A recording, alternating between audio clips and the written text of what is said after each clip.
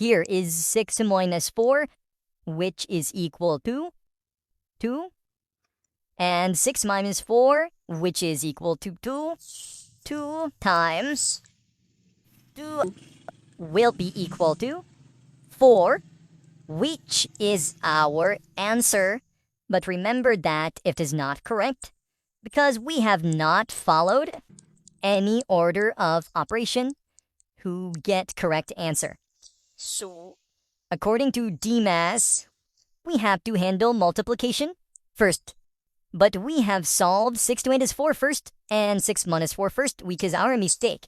So we have to handle this one as priority because multiplication will be stored first. So that 6 is as it is, minus 4 times 6, mean this portion will be calculated. 4 times 6 will be equal to 24. And minus 4, that one is as it is. Now, 6 minus 24 will be equal to minus 18. Minus 4.